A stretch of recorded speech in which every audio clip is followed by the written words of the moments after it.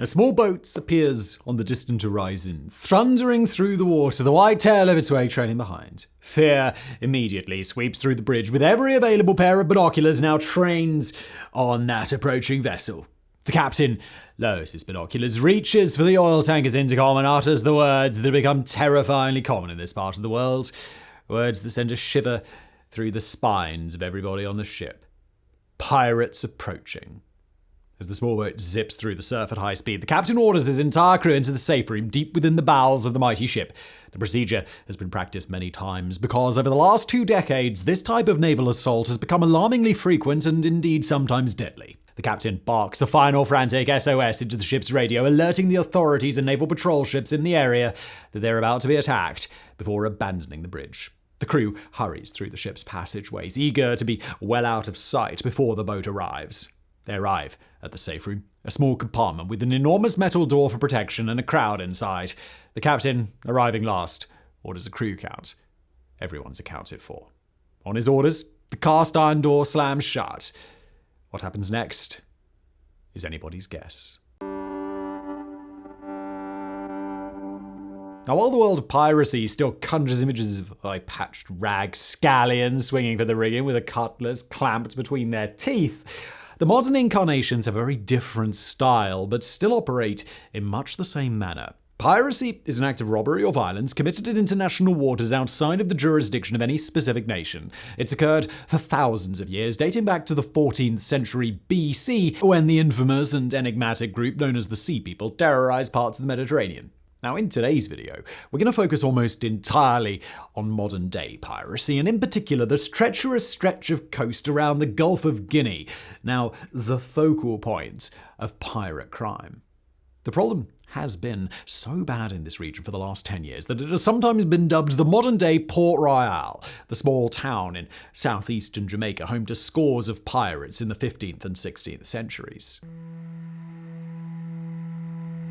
Conflict between established nations or states and small bands of rogue warriors at sea is absolutely nothing new. It has occurred constantly from the 14th century BC right up until the modern day.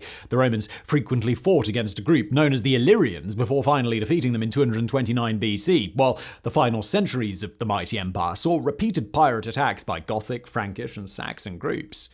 The Vikings were undoubtedly some of the most famous and successful pirates in history and decimated parts of Europe between the 8th and the 12th centuries, around the same time that Moorish pirates began attacking sites across the Med. However, this wasn't restricted to Europe. Sea raiding occurred worldwide, often with enslaved people taken as highly sought prizes. Southeast Asia, East Asia, the Persian Gulf, and parts of East Africa were all greatly affected. Colonialism in the New World eventually led to the heyday of piracy between the 1650s and 1730s. Now, we often think of this being centered around Latin America and the Caribbean. While certain spots were referred to as pirate towns in these regions, the problem spread globally, or at least anywhere ships carrying booty back to Europe could be found. The Golden Age began to fall during the 18th century as nation-states, particularly Britain seeking to protect their burgeoning wealth, began taking a much more aggressive stance towards piracy. Captured pirates were often publicly hanged or placed in a gibbet, a small metal cage just bigger than a human that was dangled over water so that the rising tide would slowly drown the pirate inside. A symbolic, watery death if there ever was one. While it never completely disappeared, piracy faded from the public consciousness and didn't really appear in the news again until the 1990s. That's when piracy returned with an enormous bang in November of 1998, not in the waters around Somalia, but rather in the South China Sea. The MV Cheung Son, with 23 crew members on board, was traveling from Shanghai to Malaysia's Port Klang when it was hijacked. There have been other incidents in the years prior, but most failed or on a small scale, ending with the release of all prisoners. However, the MV Cheung Son incident was so shockingly different that it brought piracy back onto the front pages. Each of the 23 crew members was gagged, shot, weighted down, and then dumped overboard, while the ship itself, 146 meters in length, simply disappeared. One version of events is that the vessel was renamed and sold with the help of corrupt officials, while there have been dark rumors that rogue Chinese officials also might have been involved. We have no idea what really happened to the MV Cheung Son, but it kick-started a whole new era of piracy. For nearly a decade, piracy out of Somalia took central stage. Beginning in 2005, ships of increasing size were attacked and held for ransom, sometimes for several months, until their owners agreed to pay. Initially, these were relatively small operations, targeting boats close to the shore, but 2008 saw a dramatic escalation that saw 111 separate attacks, 42 of which resulted in a successful hijacking. Over the next few years, the numbers were staggering. In 2010, 1,181 hostages were kidnapped by Somali pirates, with individual attacks peaking the following year with 160 record assaults on vehicles. Between 2010 and 2015, there were 358 separate attacks, and during that period, it's thought that 62 hostages died in captivity, with 25 believed to have been murdered. Now, most agree that this situation came about because of the plummeting fish stocks around the country caused by massive overfishing. With no government in place, Somalia's waters were left undefended, leading to a massive free-for-all that saw foreign shipping trawlers decimate the local fish population. In desperation, some Somalis turned to piracy and hijacking to make ends meet. Now, that may have been how it started, but poor, desperate fishermen were quickly replaced by well-armed pirates, often funded by local militias. This led to concerted international efforts to address the problem, including patrols, better onboard systems for fighting off the pirates, onshore security forces, and a more aggressive judicial approach. By and large, it worked. Piracy around Somalia had all but collapsed by 2013, and there has not been a single recorded attack on a ship in the region in the last 4 years. So, has the world's piracy problem been solved? Well, no, not at all. If modern-day piracy entered our consciousness because of events off the coast of Somalia in the early 2000s, it is across the African continent in the Gulf of Guinea where the crisis is now firmly centered. So, with a coastline stretching for an enormous 6,000 kilometers, that's 3,700 miles, and encompassing 20 different coastal states, islands and landlocked states, the Gulf of Guinea technically overlaps 2 regions, West Africa and Central Africa. The Gulf itself, 2.35 million square kilometers, that's 900,000 square miles, a sprawling area that just happens to be a choke point for African trade, with Nigeria's wildly lucrative oil region, the Niger Delta, in the area. If you look at yearly statistics, it's remarkable how the rise in piracy in the Gulf of Guinea coincided almost precisely with the fall in piracy around Somalia, leading some to assume that those funding the attacks and supplying weapons may have simply switched their focus. But piracy in the Gulf of Guinea is a very different beast than what was seen in Somalia. Whereas on the Indian Ocean and around the Gulf of Aden, large ships were frequently targeted well out to sea, in the Gulf of Guinea, attacks take place much closer to land and often within territorial waters, making an organized international response significantly harder. There has also been a marked change in what's being targeted. In the early days of modern piracy, it was often the crew's belongings and the ship's safe that were the most prized assets, followed by ransom demands. But this now only accounts for a fraction of the profit, with petroleum now being the principal target. Today, oil tankers can carry roughly $200 million worth of crude oil, an absolute goldmine, if a ship can be successfully captured.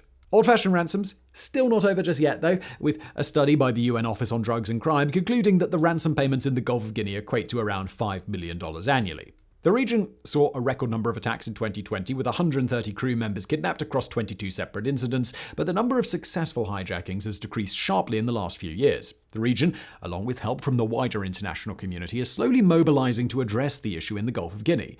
Still, this is a slow process, made all the more complicated due to bureaucracy, corruption, state fragility, and political violence. Ships are also now much better protected than they've ever been. Along with naval warship patrolling, large vessels often come with ferocious water cannons that can easily sink a small pirate boat, while stun grenades, long-range acoustic devices that blast out a painful sound beam, electrical fencing, and anti-climb nets are all increasingly seen. There are numerous reports of Molotov cocktails being hurled down onto boats as they approach. Piracy is a treacherous business, both for the pirates and also those who they attack. And when we think about pirates, we probably share the same image of unsophistication, even perhaps slapstick nature at time, no doubt a consequence of how they've been portrayed in films and TV for a long time. However, modern piracy often incorporates technology that is sometimes superior to those trying to stop them. These can be well-funded and incredibly well-armed groups that can pack a hell of a punch if need be. Part of the reason the international community could curtail piracy around the Horn of Africa was through a better understanding of how they operated by identifying different groups involved at different levels. While this study was conducted in East Africa, it's a fair assumption that a similar pattern is occurring in the Gulf of Guinea. Now, let's talk about the money kingpins of the pirate world. Investors with capital to bankroll operations typically take between 30 and 50% of any takings. So, who are they? Existing criminal organizations are probably your best bet here, including terrorist groups looking to make some relatively easy money.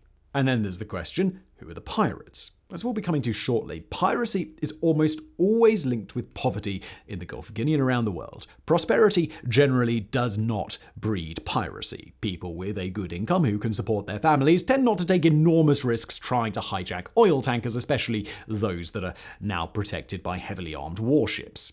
Whoever the high-level financiers are, they almost certainly prey on people experiencing poverty as a way of recruiting. That's not to say that all pirates are helpless sheep being manipulated, but most low-level operatives, those who take the most significant risks out at sea, are generally thought to be those with little to no other options. It's unclear what sort of a percentage a single low-level pirate will make, but it's not going to be much. After a considerable chunk goes to the investor, tucked up nicely in a mansion somewhere, with 20% probably going to the captain, there isn't much left for those at the bottom.